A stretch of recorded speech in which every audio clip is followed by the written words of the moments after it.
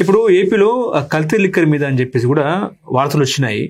అక్రమంగా ఎక్కడికక్కడ కూడా కల్తీ మద్యం టీడీపీ నాయకులు తయారు చేస్తారని చెప్పేసి కూడా వైసీపీ గగ్గలు పెట్టింది. అదేవిధంగా వార్తలు కూడా బయటకు వచ్చిన తరుణంలో నిన్న వైసీపీ ఎంపీ మిథున్ రెడ్డి గారు కేంద్ర హోంశాఖ మంత్రి అమిత్ షా గారికి లేఖ రాశారు. అందులో ఏంటంటే ఆ లేఖలో కల్తీ మద్యం మీద సిబిఐ విచారణ జరిపించాలని చెప్పేసి, నిజంగా ఏపీలో అలాంటి కల్తీ మద్యం తయారయ్యిందా లేదా మీ దృష్టికి వచ్చిందా? మీరు దీని మీద ఎటువంటి వ్యాఖ్యలు చేస్తారు? తెలియదండి. కల్తీ మద్యం రావటం అనేది అసలు నాకు అందులో ఆశ్చర్యం లేదు. ఎప్పుడైతే ప్రభుత్వాలు మద్యం వ్యాపారంలో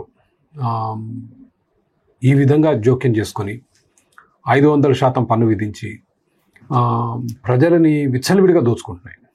ఈ ప్రభుత్వం కాదు, ఆ ప్రభుత్వం కాదు, దేశంలో అన్ని ప్రభుత్వాలు, మనం ప్రత్యేకంగా తెలుగు రాష్ట్రాల్లో ఒక 100 రూపాయల మందు బాటిల్ లిక్కర్ కొంటే 20 రూపాయలు దాని విలువ, 80 రూపాయలు ట్యాక్స్. అంత దారుణంగా దోచుకుంటున్నారు. ప్రజల బలహీనతను, ప్రజలకున్న అదొక వ్యసనం అంటే ఏంటి నందు గారు? ఎంత ఖర్చైనా మీరు తాగాల్సిందే, అదే కదా వ్యసనం అంటే. ఇప్పుడు స్మోకింగ్ ఉంది, ఎందుకు తాగుతాం అంటే అది వ్యసనం. ప్రభుత్వాలు ఏంటంటే ప్రజల ఈ వ్యసన బలహీనతని అడ్డుపెట్టుకొని 10,000 కోట్ల రూపాయలు పన్నుల్లో, మళ్ళీ దానిపైన ఈ బ్రూవరీస్ కానివ్వండి, ఇది తయారు చేసే సంస్థలు అన్ని వాళ్ళ చేతుల్లోనే, రాజకీయ నాయకుల చేతుల్లోనే ఉంటాయి. అయ్యేసరికి there is a huge incentive to make కల్తీ మద్యం. ఎందుకు? దాని ఖరీదు 20 రూపాయలే, మార్కెట్ ధర 100 రూపాయలు. అర్థమైంది కదండి. So that will give an incentive. I'm not surprise. Now TDP వాళ్ళు చేశారా, వైసీపీ వాళ్ళు చేశారా అనేది will have to wait and see. ఇప్పుడు లిక్కర్ స్కామ్ మీద వీళ్ళు ఆల్రెడీ ఇన్వెస్టిగేట్ చేస్తున్నారు. మనం 2014 to 19 వైసీపీ ప్రభుత్వంలో చూసాము. ఎస్టాబ్లిష్డ్ బ్రాండ్స్, నేషనల్ బ్రాండ్స్ అన్నీ నిషేధించి వింత డూమ్ డూమ్ అని తెచ్చారు. మరి జనాలు మర్చిపోరుగా. అందరికీ జగమెరిగిన సత్యం ఎందుకు తెచ్చారు అనేది. ఆన్ టాప్ ఆఫ్ ఇట్, దేశంలో ఆఖరికి బిచ్చగాడు కూడా యూపీఐ తీసుకుంటున్నాడు ఇవాళ. మీరు నా దగ్గర చిల్లర లేదు అంటే ఓ స్కానర్ చూపించేస్తే మనం 10 రూపాయలు 20 రూపాయలు ఇస్తాం. Andhra Pradesh they stop taking UPI కానీ, కార్డులు కానీ, ఏం లేదు, cash. What does that tell you? ఇప్పుడు లిక్కర్ స్కామ్ అదే కదా. సో దయాలు వేదాలు వాలించడం అంటే ఇదే. జనాలను ఎర్రోళ్ళని చేయటం అంటే ఇంకోటి లేదు ఇంతకంటే. కాబట్టి I don't no full details of the case. అవి బయటకు రావడానికి టైం పట్టుద్ది. ఓకే. కల్తీ మద్యం ఉండే అవకాశం చాలా ఎక్కువగా ఉందని ఎందుకంటున్నానంటే, because of the taxation you made it so attractive. ఇప్పుడు చేయడానికి 20 రూపాయలు అయితే అమ్మేటప్పుడు 100 రూపాయలకి అమ్మొచ్చు అంటే చేస్తారు. నా దాంట్లో ప్రభుత్వ భూమికి ఉందా, లేకపోతే టీడీపీ వాళ్ళు ఉన్నారా, I don't no. They have to do the investigation. మన ఈ దర్యాప్తు సంస్థలు ఏం చేస్తాయి, సిబిఐ అయినా ఎవరైనా, సిబిఐ ఏమో కేంద్ర ప్రభుత్వ తొత్తు, ఇక్కడ పోలీసులు ఏమో రాష్ట్ర ప్రభుత్వ తొత్తు. So people are in a very difficult place to find out facts చాలా కష్టమే తెలుసుకోవడం. ఇప్పుడు ముఖ్యంగా మొన్న లిక్కర్ స్కామ్లో మిథున్ రెడ్డి గారికి బెయిల్ రావడంలో బీజేపీ పాత్ర పోషించింది అని చెప్పేసి కూడా వార్తలు వస్తున్నాయి. మిథున్ రెడ్డి వెనకాల బీజేపీ అన్నట్టు కూడా వార్తలు. అదేవిధంగా రేపు న్యూయార్క్లో జరగబోయే భారత ఎంపీల తరపున ఆయన ఐక్యరాజ్య సమితి వేదిక మీద ప్రసంగించే అవకాశం ఉన్న నేపథ్యంలో ఏంటి సార్, మిథున్ రెడ్డి వెనకాల బీజేపీ ఉందా? అదేవిధంగా బీజేపీ రాష్ట్ర అధ్యక్షుడిగా మిథున్ రెడ్డి అయ్యే అవకాశం ఉంది, బీజేపీలో ఆయన జాయిన్ అవుతారన్న వార్తలు వస్తున్నాయి. నందుగారు, నాకు పాలసీ పరంగా I take a deeper look. But these kind of politics మీద నాకు కాస్త అవగాహన తక్కువ. I'll be honest with you. However saying that, ఆయన్ని మొన్న కేసులో అరెస్ట్ చేశారు.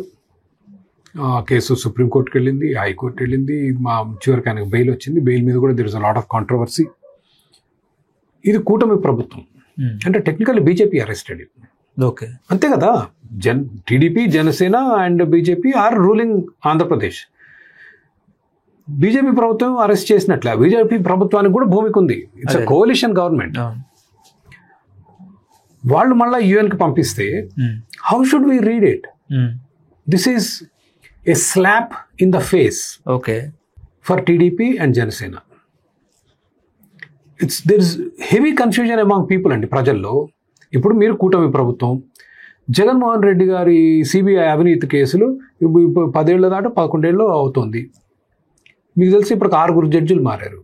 లాస్ట్ జడ్జి ఎవరైతే మారారో మొత్తం వాదనలన్నీ విని ఈ needs to give an order. ఇది వెళ్ళిపోయారు ఆయన ఇవ్వకుండా. నాకు మెడికల్ కండిషన్, నాకు ట్రాన్స్ఫర్ కావాలని ట్రాన్స్ఫర్ తీసుకొని వెళ్ళిపోయారు. మరి ట్రాన్స్ఫర్ ఎవరు చేస్తారో తెలియదు. ఇప్పుడు now just listen to me. Sixth judge is there is a seventh one coming. వచ్చే నెల ఇప్పుడున్న ఆయన మళ్ళీ retire. So the entire case starts again. మీకు మన న్యాయ వ్యవస్థలో ఒక జడ్జి, ఓకే నేను ఒక నేరం చేశాను, జడ్జి గారి ముందు వాదన జరుగుతున్నాయి, 6 నెలలు వాదన జరిగాయి, జడ్జి గారు ట్రాన్స్ఫర్ అయ్యారు, ఇట్ స్టార్ట్స్ ఓవర్ అగైన్. అంటే ఎవరికి జగన్మోహన్ రెడ్డి కేసులో అంటారా? ఏ కేసు అయినా నేను అదే అంటున్నాను. It's not about Jaganmohan Reddy గారు. నందు గారు ఒక నేరం చేశారు, కేసు బుక్ చేసాం, వాదనలు జడ్జి గారి ముందుకు వెళ్ళాయి, జడ్జి గారు 3 నెలల తర్వాత ట్రాన్స్ఫర్ అయ్యారు, కొత్త జడ్జి గారు వచ్చారు. It doesn't start from where you stop. మీరు ఆపిన దగ్గర స్టార్ట్ అవ్వదు, మళ్ళీ ఫస్ట్, మళ్ళీ మొత్తం వినాలి, మళ్ళీ ఆయన ట్రాన్స్ఫర్ అవుతాడు, మళ్ళీ స్టార్ట్, మళ్ళీ ఇట్లా 6 సార్లు జరిగి ఇప్పుడు 7వ జడ్జి గారు వస్తున్నారు. ఇది మన న్యాయ వ్యవస్థ పరిస్థితి. But the broader question is, ఈ సంస్థలు ఏవైతున్నాయో దర్యాప్తు సంస్థలు, వాటి మీద మనకు నమ్మకం అనేది లేకుండా పోయింది. మరి మిథున్ రెడ్డి గారిని బీజేపీ యుఎన్కి పంపించడం shows the failure of TDP and Janasena. I don't know how else to look.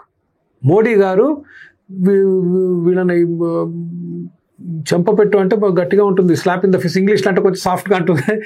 It's చెంపపెట్టండి, వాళ్ళకి అవమానకరం కదా.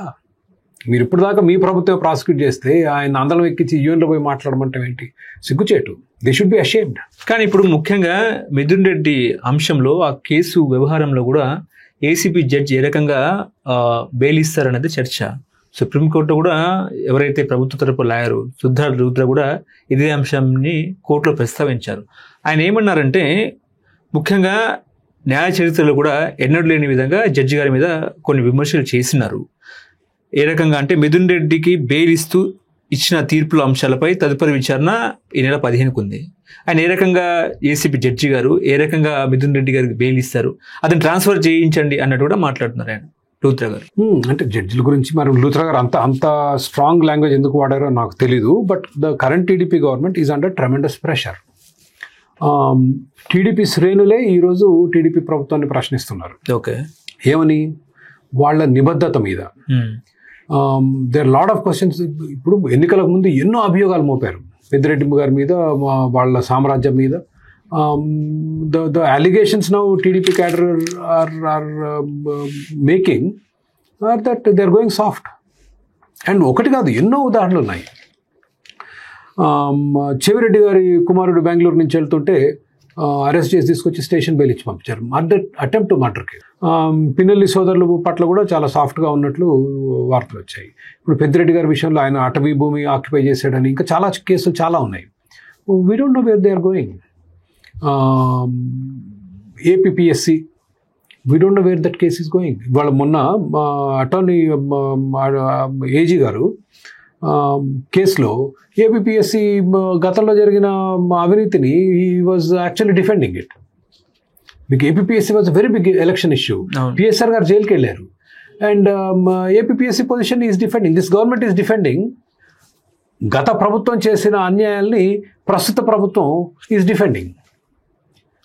In the scheme of things there is a lot of confusion.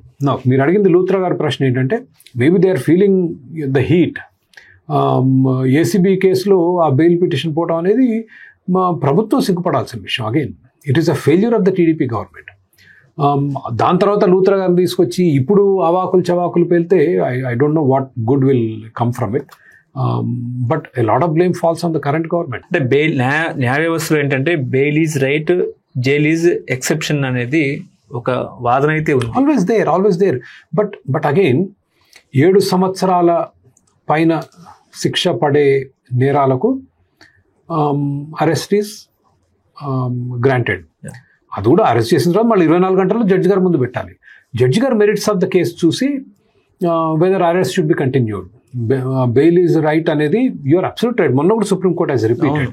However what they look at it is, ఈ నిందితుడు bail మీద కాకుండా బయట ఉంటే ఈ దర్యాప్తుకి అడ్డంకిగా మారతాడా అనేది is a primary test. I will give you very simple example. Vivekananda Reddy గారి హత్యలో అవినాష్ రెడ్డి గారి బెయిల్కి వెళ్ళినప్పుడు వాదన ఏంటంటే ఆయన రామ్ సింగ్ అనే అధికారి మీద కేసు పెట్టి సిబిఐ అధికారి మీద బెదిరించడం కూడా జరిగింది. No in cases like that they have enormous power locally. కాబట్టి the other side has argued that he should be arrested. But of course whatever has happened మీకు తెలిసిన విషయమే, అది జరగలేదు. But they can influence cases like that. Mithun Reddy గారిని arrest చేసినప్పుడు, పెద్దిరెడ్డి గారిని arrest చేసినప్పుడు కూడా ఆయన బెదిరించడం జరిగింది. మేము అధికారంలోకి వస్తే చూపిస్తాం, మీ అంతు చూస్తాం అని అనటం జరిగింది. So bail is a right, but it is at the judges discretion. Judge గారి ఆలోచన బట్టి జడ్జి గారు మెరిట్స్ ఆఫ్ ద కేసును చూసి నిర్ణయిస్తారు. హలో, తెలుగు రాజ్యం ఛానల్ చూస్తున్నారా? సామాజిక రాజకీయ జీవన చిత్రణే తెలుగు రాజ్యం. అతిశయోక్తులు అసత్యాలు ఉండవు. రాజకీయ కోణం కాదు, ప్రజా కోణమే కొలబద్ద. తెలుగు రాజ్యం వీక్షణ నీ ఉత్తమ అభిరుచికి నిదర్శనం.